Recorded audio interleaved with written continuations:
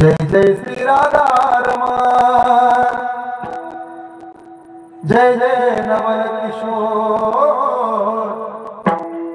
जय गोपी चित्त चोर प्रभु, जय जय माखन चोर। मस्तक हे पाया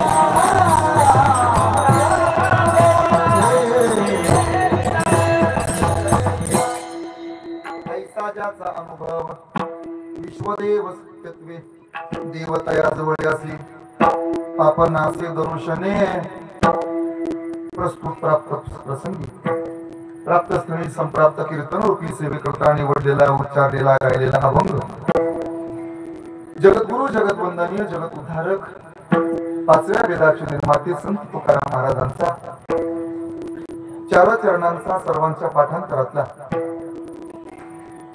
सद्गुरु संत बाळूमामांची काही लक्षणं सांगणारा हा अभंग आहे। शांतीचं खातं नाथ बाबांकडे, वैराग्याचं खातं तुकोबऱ्यांकडे, ज्ञानाचं खातं ज्ञानोबऱ्यांकडे, निवृत्तीचं खातं निवृत्तीनाथ महाराजांकडे, शेतीचं खातं आमच्या सावता बाबांकडे आणि जगाच्या पालन पोषणाचं खातं सद्गुरु संत बाळूमामांकडे। लोक म्हणतील सद्गुरु बाळूमामांच्या दर्शनानं होतं काय?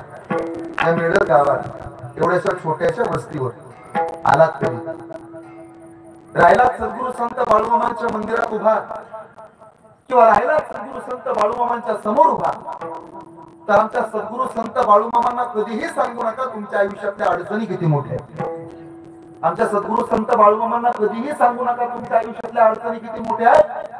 उलट आयुष्यात आलेल्या प्रत्येक अडचणीला सांगत चला आमचे सद्गुरु संत बाळूमामा जगात किती मोठे आहेत।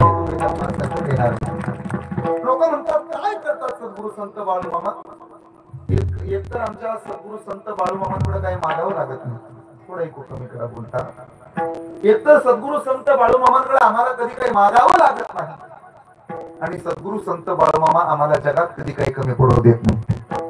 आणि म्हणून एवढ्याशा छोट्याशा वस्तीवर या मेढत गावामध्ये परम आदरणीय परम श्रद्धेय आमचे बंधू आणि आमच्या सर्व वारकऱ्यांवरती ज्यांचं प्रेम आहे हरिभक्त परायण सचिन महाराज शिंगाडे आणि त्याचबरोबर परम आदरणीय परम श्रद्धेय अवघ्या महाराष्ट्रामध्ये ज्यांचं मोठं नाव आहे आणि सद्गुरु संत बाळूमामांची ज्यांच्यावरती असीम कृपा आहे, आपल्या गावचं वैभव आणि गावचं भूषण आदरणीय संजीवनी ताई, खरं तर आज त्यांचं कीर्तन आहे, मी कुठेतरी पत्रिकेत वाचलं होतं पण तरी सुद्धा त्या आज कीर्तनाला उपस्थित आहे।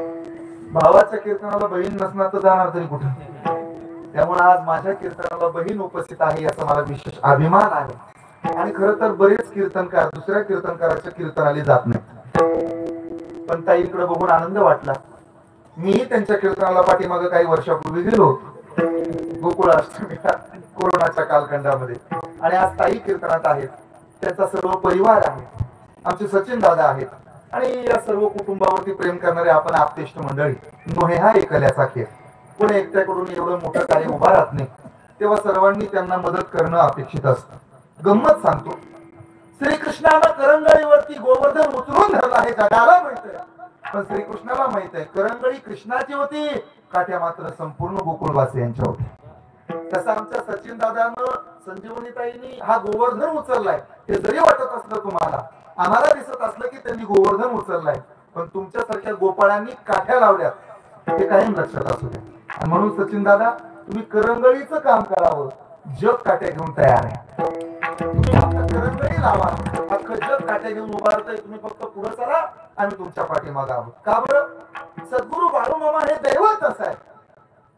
आपण नेहमी म्हणतो दुःख आणि दारिद्र्यानं पछाडलेल्या लोकांवरती कृपा करतात, एवढीच ओळख ठेवू नका सद्गुरु संत बाळूमामांची। एक वाक्य सांगू का? पंढर